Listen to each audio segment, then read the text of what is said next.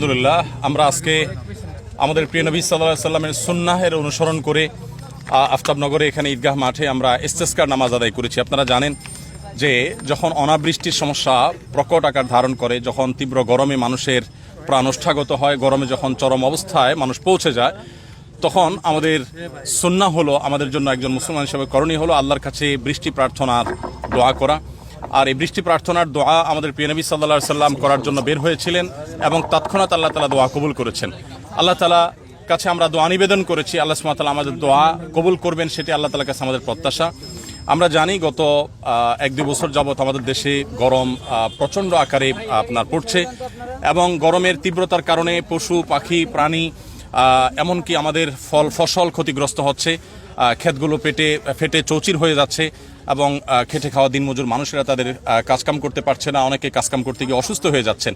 তো বিভিন্ন হাদিস থেকে এবং কোরআনের বিভিন্ন আয়াত থেকে আমরা জানি যে মানুষ যখন তাদের পাপাচার যখন বৃদ্ধি পায়, মানুষের মধ্যে যখন ব্যক্তিগত যে অপরাধগুলো সেগুলো যখন বেড়ে যায়, জাতীয় অপরাধগুলো যখন বেড়ে যায়, বিশেষ করে যখন একে অন্যের প্রতি জুলুম করে, মানুষ মানুষের হক নষ্ট করে, অধিকার নষ্ট করে, মানুষের অধিকার নষ্ট করে, পশু পাখির অধিকার নষ্ট করে, পরিবেশের অধিকার যখন নষ্ট করে, তখন অনাবৃষ্টির এই বিপদের মুখোমুখি মানুষ হয়ে থাকে।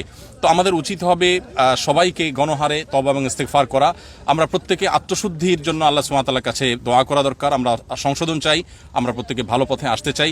আমরা মূলত একটু দেরি করে ঘোষণা দিয়েছি যাতে করে আমরা চাইছি যে এখানে খুব বেশি মানুষের সমাগম না হয়, দূর দূরান্ত থেকে মানুষ এই প্রচণ্ড রোদে কষ্ট করে না এসে প্রত্যেকে যার যার এলাকাতে ইস্তেসকার নামাজের আয়োজন করে।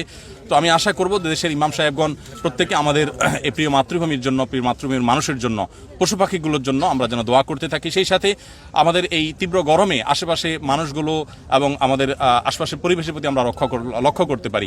আমরা জানি যে প্রচুর পরিমাণে বৃক্ষরোপণ করা আমাদের দেশে প্রয়োজন। যে পরিমাণ আমাদের দেশে মানুষের বসবাস,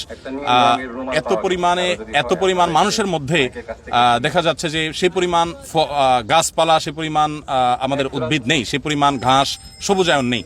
তো এই যে অভাব রয়েছে, সেই অভাবটা দূর করার চেষ্টা করা দরকার। আপনারা জানেন আসুন্নাহ ফাউন্ডেশন থেকে গত বছর আমরা 1 লক্ষ ফলদ গাছ রোপণ করেছি সারা দেশে। এবছর আমরা 3 লক্ষ গাছ রোপণ করার কাজ ইতিমধ্যে হাতে নিয়েছি, আমরা কর্মসূচি শুরু করেছি। গত বছর যে আমরা 1 লক্ষ গাছ রোপণ করেছি, সেখানে প্রচুর পরিমাণে লেবুর গাছ ছিল। আপনারা জানেন গরমে লেবুর শরবত পান করার জন্য আমাদেরকে বিশেষজ্ঞরা পরামর্শ দিয়ে থাকেন। তো আমরা গত বছর প্রায় 30,000-এর বেশি লেবুর গাছ রোপণ করেছি। সেই সমস্ত গাছে অনেক গাছে লেবু ধরেছে আলহামদুলিল্লাহ, অনেকগুলো আম গাছ, অনেকগুলো পেয়ারা গাছ, দেশীয় ফলের উৎপাদনের জন্য আমরা চেষ্টা করছি। সেই সাথে এই বছর আমরা 3 লক্ষ গাছ বিতরণ করার কার্যক্রম শুরু করেছি। আমরা আপনাদের মাধ্যমে আমাদের সম্মানিত দর্শকদেরকে, দেশের সর্বস্তরের মানুষদেরকে বলতে চাই, আসুন আমরা প্রত্যেকে এক একজনের কমপক্ষে 5টি করে গাছের চারা রোপণ করার চেষ্টা করি এবং সেই চারা শুধু রোপণ করা না, বরং সেগুলোকে পরিচর্যা করি। আমরা যদি সবাই মিলে আমাদের এই পরিবেশকে যে আমরা ধ্বংস করেছি, নানাভাবে আমরা বৃক্ষ নিধন করেছি, আমাদের সবুজকে নষ্ট করেছি, তারই প্রায়শ্চিত্ত আমাদেরকে ভোগ করতে হচ্ছে। অতএব আমাদের উচিত হবে সেটার পাপের ফসল আমরা ভোগ করছি, আমাদের উচিত হবে এখন প্রায়শ্চিত্ত করা। আর সেটি হতে পারে আল্লাহর কাছে তওবা করা, ইস্তেগফার করা এবং প্রচুর পরিমাণে বৃক্ষরোপণ করা। তো বৃক্ষরোপণ করার কর্মসূচি বর্ষাকালে আমরা প্রত্যেকে যার যার জায়গা নিজে আঙ্গিকে আমরা করবো ইনশাআল্লাহ।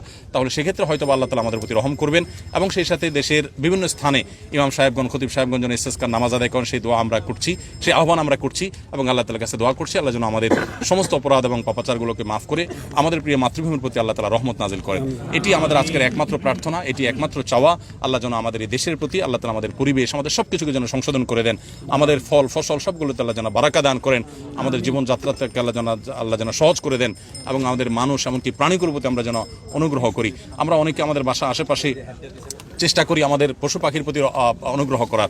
আমরা চাইলে একটা ছোট পাত্রে একটু পানি রেখে দিতে পারি। অনেক পাখি আছে, অনেক পশু আছে যারা পানি পান করার জন্য তারা বিভিন্ন জায়গায় ঘুরে বেড়ায়। আমরা জানি প্রিয় নবী সাল্লাল্লাহু আলাইহি সাল্লাম আমাদেরকে বলেছেন একজন মানুষ তিনি অনেক বেশি পাপিষ্ঠ ছিলেন।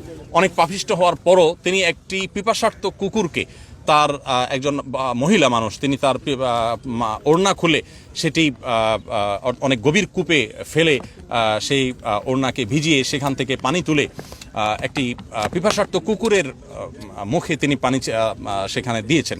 তো এই পানি নিংড়ে দেওয়ার কারণে পিপাসা নিবারণ হয়েছে কুকুরটা, শুধু এই কারণে আল্লাহ তাআলা সেই মহিলাকে, তিনি অনেক পাপিষ্ঠ হওয়া সত্ত্বেও আল্লাহ তাআলা তাকে মাফ করে দিয়েছেন। তো এখান থেকে বোঝা যায় যে পশু পাখি এবং মানুষের প্রতি কল্যাণ করার কত গুরুত্ব। আমরা প্রত্যেকে যার যার জায়গা থেকে আমরা সুমিষ্ট এবং আপনার সুস্বাদু সুপেয় পানি বিতরণ করি, মানুষকে পানি পান করাই, পশু পাখিগুলোর পানির ব্যবস্থা করি এবং প্রত্যেকে যার যার জায়গা থেকে বৃক্ষরোপণ সহ আমাদের কর্তব্যগুলো আমরা পালন করি। আল্লাহ তাআলা আমাদের প্রতি অবশ্যই রহম করবেন ইনশাআল্লাহ। জাযাকুমুল্লাহ খাইর। Thank you so much. জাযাকুমুল্লাহ খাইর।